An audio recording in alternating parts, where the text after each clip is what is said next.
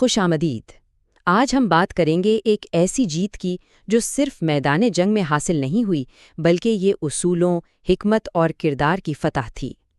یہ وہ لمحہ تھا جس نے ابتدائی اسلامی تاریخ کا رخ بدل کر رکھ دیا۔ تو سوال یہ ہے کہ قلعوں سے بھرا یہ شہر آخر فتح ہوا تو کیسے ہوا؟ آئیے اس کہانی میں ذرا گہرائی میں چلتے ہیں۔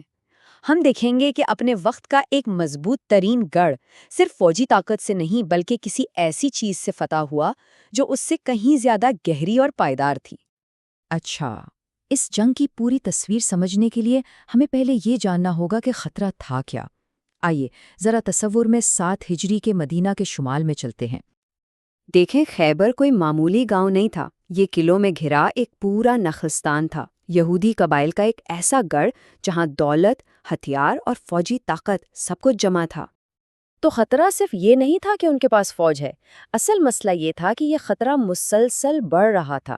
خیبر کے لیڈر کھلے عام مدینے کے خلاف سازشوں میں لگے ہوئے تھے، جس کی وجہ سے ٹکراؤ تقریباً یقینی ہو چکا تھا۔ تو یہ بات بہت اہم ہے کہ یہ کوئی بلا وجہ کی چڑھائی نہیں تھی بلکہ ایک دفاعی قدم تھا۔ تو اس خطرے سے نمٹنے کے لیے کیا کیا گیا؟ صلح حدیبیہ کے بعد جب تھوڑا امن ہوا تو نبی اکرم صلی اللہ علیہ وسلم نے فیصلہ کیا کہ اس مسئلے کا ایک مستقل حل نکالنا ضروری ہے۔ تقریباً 1600 صحابہ کا لشکر مدینہ سے خیبر کی طرف روانہ ہوا، اور یہ کوئی شور مچاتا ہوا ہجوم نہیں تھا بلکہ ایک انتہائی منظم، خاموش اور حکمت سے بھری پیش قدمی تھی۔ اور چیلنج کوئی چھوٹا موٹا نہیں تھا۔ خیبر اصل میں مضبوط قلعوں کا ایک پورا نیٹ ورک تھا اور ہر قلعے کو ناقابل تسخیر سمجھا جاتا تھا۔ اس کا سیدھا سا مطلب تھا کہ یہ ایک لمبا محاصرہ ہوگا، ایک ایک کر کے قلعے فتح کرنے ہوں گے۔ شروع میں محاصرہ بہت مشکل ثابت ہو رہا تھا، مسلمانوں کو سخت مزاحمت کا سامنا تھا، لیکن پھر ایک ایسا لمحہ آیا جس نے پوری جنگ کا پانسا ہی پلٹ دیا۔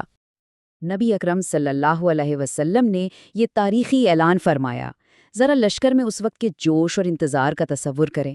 ہر ایک صحابی کے دل میں یہی خواہش تھی کہ یہ اعزاز اسے ملے۔ اگلی صبح جب سب کی نظریں منتظر تھیں تو نبی اکرم صلی اللہ علیہ وسلم نے اپنے چچا زاد بھائی اور داماد حضرت علی رضی اللہ تعالیٰ کو طلب کیا، اور حیرانی کی بات یہ تھی کہ وہ تو آنکھوں کی شدید تکلیف کی وجہ سے جنگ میں حصہ ہی نہیں لے پا رہے تھے۔ اور پھر ایک معجزہ ہوا۔ نبی اکرم صلی اللہ علیہ وآلہ وسلم کی دعا سے حضرت علی رضی اللہ تعالیٰ عنہ کی آنکھیں بالکل ٹھیک ہو گئیں، بیماری کا نام و نشان نہیں رہا، اور اب وہ اس بڑی ذمہ داری کے لیے پوری طرح تیار تھے۔ اسلامی لشکر کا جھنڈا ان کے ہاتھ میں دے دیا گیا۔ اب میدان سجا تھا خیبر کے سب سے مضبوط قلعے قموس کے سامنے۔ دشمن کا سب سے بڑا سورما مرہب اکڑتا ہوا میدان میں آیا اور اس نے لشکر کو للکارا۔ جواب میں کون آیا؟ حضرت علی۔ اور پھر جو مقابلہ ہوا وہ تاریخ میں امر ہو گیا۔ اور جہاں ایک ایسی بات روایت کی جاتی ہے جو عقل کو دنگ کر دیتی ہے، کہتے ہیں کہ جب حضرت علی رضی اللہ تعالیٰ عنہ کی ڈھال گر گئی تو انہوں نے قلعے کا وزنی دروازہ ہی اکھاڑ دیا اور اسے ڈھال بنا لیا۔ اب یہ صرف طاقت کا مظاہرہ نہیں تھا، یہ ایک ایسا منظر تھا جس نے دشمن کے حوصلے بالکل ہی توڑ کر رکھ دیے۔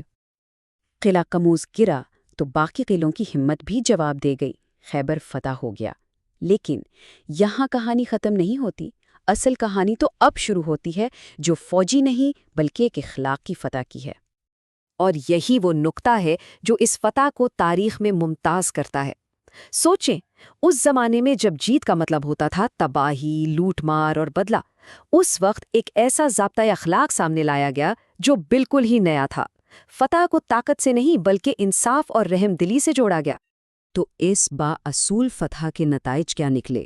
اس کے اثرات نہ صرف فوری تھے بلکہ بہت دور رس تھے۔ پہلی بات تو یہ کہ مدینہ کا شمالی بارڈر محفوظ ہو گیا۔